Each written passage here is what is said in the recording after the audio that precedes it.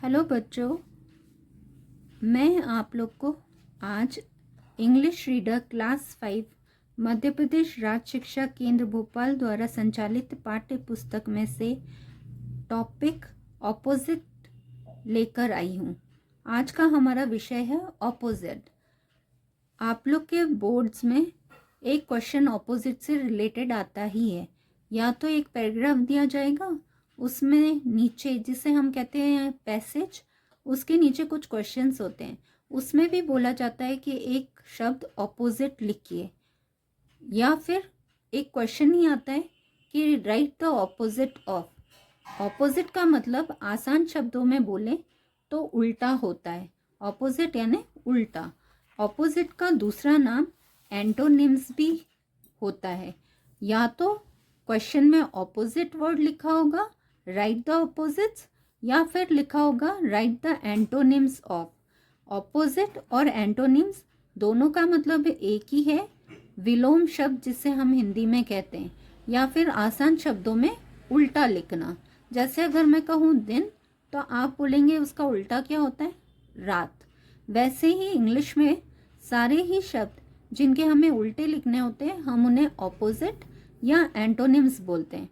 आपकी बुक में जितने भी ऑपोजिट्स दिए गए हैं एक्सरसाइज में, मैंने सारे ही ऑपोजिट्स एक साथ लिख लिए हैं, जिससे कि आपको एक क्वेश्चन याद करने में दिक्कत ना हो। सारे ही चैप्टर्स के ऑपोजिट मैंने एक साथ लिखे हैं, जो इम्पॉर्टेंट भी है, और एक क्वेश्चन ये आता ही है। ये भी एक एक शब्द वाले ही आंसर हैं, इसलिए आपको याद करने में भी दिक्कत नहीं होगी और इजीली आप अच्छा स्कोर कर सकते हो। तो आज का टॉपिक हम शुरू करते हैं, ऑपोजिट्स या फिर एंटोनिम्स। हमने पहले वर्ड्स बोलेंगे, मैं उनका हिंदी मतलब भी बताती जाऊंगी और साथ में उनका इंग्लिश वर्ड भी बोलती जाऊंगी, जिससे आपको समझ में भी आए, बोलना भी आए और आप आसानी से उसे लर्न भी कर पाए। तो चलिए हमारा आज का टॉपिक हम स्टार्ट करते हैं, ऑपोजिट्स या एंटोनिम। फर्स्ट वर्ड है टेक। टेक का मतलब होता है लेना, और उसका उल्टा क्या है, यानी कि ऑपोजिट या एंटोनिम क्या होगा, गिव। गिव का मतलब होता है देना। Take, give, take, give. Next word है आउट। आउट का मतलब होता है बाहर। इन का मतलब होता है अंदर। आउट, इन, आउट, इन। थर्ड वर्ड है हाई। हाई का मतलब है ऊंचा। उसका ऑपोजिट है लो, जिसका मतलब होता है नीचा। हाई, लो, हाई, लो। फोर्थ वर्ड है फाउंड। फाउंड का मतलब होता है मिल जाना। लॉस्ट का मतलब होता है गुम जाना। Found, lost, found, lost. Fifth word है नेवर। नेवर का मतलब होता है कभी भी नहीं। नेवर का मतलब होता है कभी भी नहीं। और ऑलवेज का मतलब होता है हमेशा। Never, always, never, always. Sixth word है हॉट। हॉट का मतलब होता है गर्म। कोल्ड का मतलब होता है ठंडा। हॉट का ऑपोजिट है cold. Hot, cold. Seventh word है नाउ। नाउ का मतलब होता है अभी। नाउ का मतलब होता है अभी। देन, देन का मतलब होता है तब। देन का मतलब होता है तब। Now, then, now, then.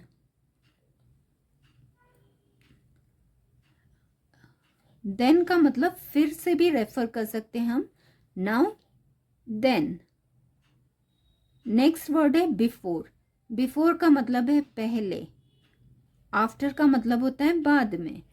Before, after, before, after, before, after. Ninth word है फॉरवर्ड। फॉरवर्ड का मतलब होता है आगे। बैकवर्ड का मतलब होता है पीछे। Forward, backward, forward, backward. 10th word है प्लेजेंट। प्लेजेंट का मतलब होता है खुशनुमा। प्लेजेंट, प्लेजेंट का मतलब है खुशनुमा। प्लेजेंट।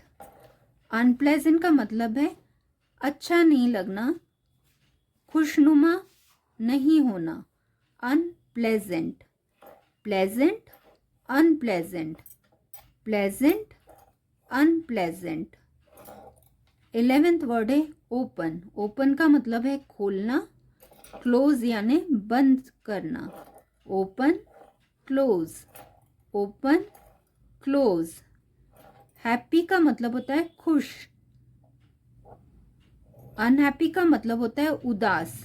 हम हैप्पी का अनहैप्पी भी लिख सकते हैं, सैड भी लिख सकते हैं। सैड का मतलब भी होता है उदास, दोनों ही सही हैं। आप अनहैप्पी भी याद कर सकते हो, सैड भी लिख सकते हो, जो इजी लगे, जो आसानी से याद हो जाए आप उससे लर्न कीजिए। 13th वर्ड है लॉन्ग। लॉन्ग का मतलब होता है लंबा। लॉन्ग का मतलब होता है लंबा। शॉर्ट का मतलब होता है छोटा। शॉर्ट का मतलब होता है छोटा। Long, short, long, short. 14th word है लाइट। लाइट का मतलब होता है हल्का। लाइट का मतलब होता है हल्का भी होता है और कम वजन अगर हो तो भी उसे हम कहते हैं लाइट। डार्क। डार्क का मतलब होता है गहरा, कलर के रेफरेंस में डार्क। लाइट, डार्क, हम कहते हैं कलर, ये कलर लाइट है यानी हल्का है, ये कलर डार्क है यानी गहरा है। अगर वजन को लेके बात करें कि ये बहुत हल्का है, ये किताब जैसे हल्की है या ये टेबल हल्का है, तो हम लाइट बोलते हैं। लेकिन अगर भारी होगा तो वजन के रेफरेंस में हम हैवी बोलते हैं। हैवी का मतलब भारी। तो आप दोनों ही ऑप्शन लिख सकते हो इसका आंसर में, डार्क भी और हैवी भी। लाइट का डार्क या हैवी, लाइट, डार्क या हैवी। गो का मतलब होता है जाना, कम का मतलब होता है आना। गो, कम, गो, कम। ब्राइट। ब्राइट का मतलब होता है चमकदार। ब्राइट का मतलब होता है चमकदार। डल का मतलब होता है जो चमकदार ना हो, बुझा बुझा सा हो, तो हम उसे क्या कहेंगे, डल या डिम। डल या डिम। ब्राइट, डल या डिम। इसके भी दो ऑप्शन हैं, आप दोनों में से कोई भी एक लिख सकते हैं। डल या डिम। ब्राइट, डल, ब्राइट, डिम। ब्राइट, डल या डिम, ब्राइट, डल या डिम। ऑनेस्ट। ऑनेस्ट का मतलब होता है ईमानदार। डिसऑनेस्ट का मतलब होता है जो ईमानदार ना हो। Honest, dishonest, honest, dishonest. Fat. Fat का मतलब होता है मोटा। थिन का मतलब होता है पतला। Fat, thin, fat, thin. Wide. Wide का मतलब होता है चौड़ा। नैरो का मतलब होता है Sakra. Wide, narrow, wide, narrow. Next word है बैक।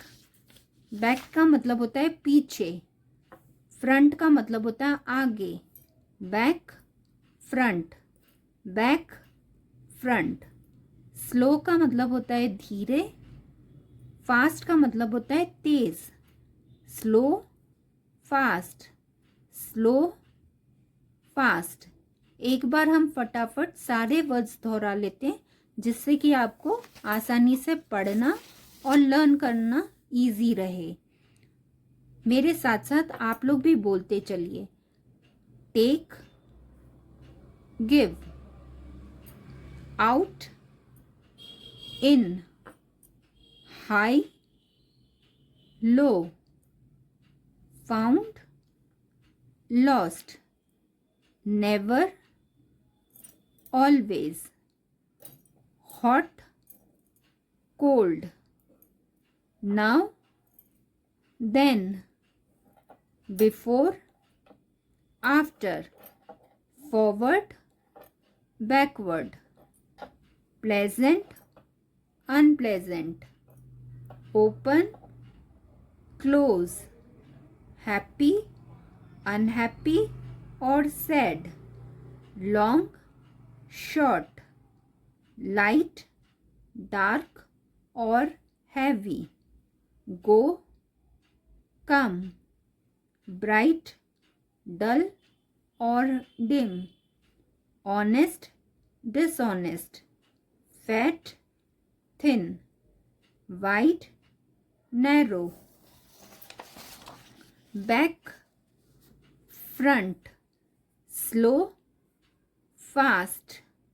तो आज हमने ऑपोजिट वर्ड लर्न किए जिससे हम एंटोनिम्स भी बोलते हैं। ये 21 वर्ड्स हैं।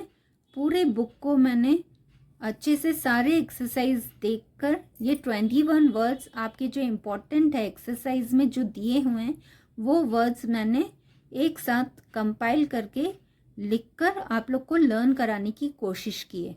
उम्मीद है आप सब ये सारे वर्ड्स लर्न कर लेंगे जिससे आपका ये क्वेश्चन भी प्रिपेयर हो जाएगा। सबसे पहले आप लोग क्वेश्चन जरूर पहले लर्न कर लीजिएगा कि ऊपर क्वेश्चन में ऑपोजिट या फिर एंटोनिम्स लिखा रहेगा। इस वर्ड को आप लोग ज़रूर लर्न कर लीजिए जिससे कि क्वेश्चन अगर समझ में आ जाए कि क्या पूछा है तो फिर हम क्वेश्चन अटेम्प्ट कर पाते हैं। कई बच्चों को दिक्कत होती है कि क्वेश्चन ही नहीं समझ आता है, आंसर आते हुए भी गलत लिख देते हैं। तो आप लोग क्वेश्चन जरूर याद करिए, ऑपोजिट, एंटोनिम्स, जिससे कि क्वेश्चन वर्ड अगर याद रहेगा तो आप फटाफट समझ जाएंगे कि ऑपोजिट लिखना है यानी कि उल्टा करके लिखना है। तो आराम से आप ये क्वेश्चन अटेम्प्ट कर पाएंगे। उम्मीद है आप लोग ये पूरा लर्न कर लेंगे और एक क्वेश्चन आप लोग का प्रिपेयर हो जाएगा। Thank you.